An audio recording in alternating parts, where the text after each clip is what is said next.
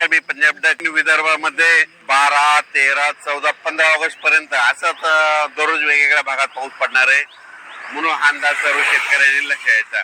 पण सोलापूर जिल्हा, बीड जिल्हा, लातूर आणि धाराशिव जिल्ह्यातल्या शेतकऱ्यांना सांगू इच्छितो की तुमच्याकडे मात्र 15 आणि 16 ऑगस्टला चांगला पाऊस येणार आहे म्हणून तुमच्यासाठी एक आनंदाची बातमी. त्याच्यानंतर राज्यात मात्र आज देखील जळगाव जिल्हा, धुळे जिल्हा, नंदुरबार, इकडे बुलढाणा जिल्हा, अकोला, अमरावती ह्या परिसरामध्ये आणखी 2-3 दिवस मध्ये दररोज वेगवेगळ्या भागात काही ठिकाणी रिमझिम, काही ठिकाणी जोराचा पाऊस पडणार आहे म्हणून अंदाज सर्व शेतकऱ्यांना लक्ष द्यायचा.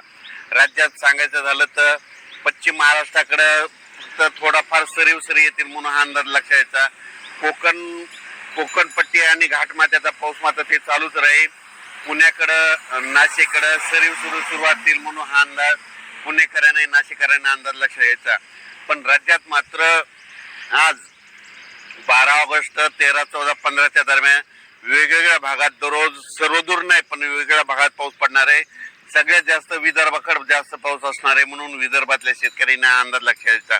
म्हणजे बुलढाणा जिल्हा, अकोला जिल्हा, अमरावती जिल्हा, यवतमाळ जिल्हा, वाशिम, हिंगोली, त्याच्यानंतर वर्धा, नागपूर, भंडारा, गोंदिया, चंद्रपूर ह्या परिसरामध्ये ह्या 2-3 दिवस मात्र दररोज वेगवेगळ्या भागात पाऊस पडणार आहे म्हणून अंदाज त्या शेतकऱ्यांनी लक्ष द्यायचा.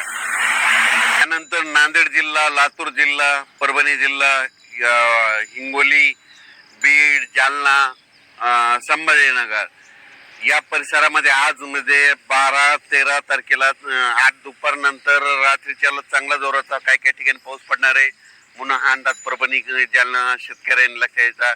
लातूरकडं, बीडला देखील आज पाऊस असणार आहे. सर्वदूर नाही पण वेगवेगळ्या भागात चांगला पाऊस पडणार आहे म्हणून हा अंदाज लक्ष द्यायचा.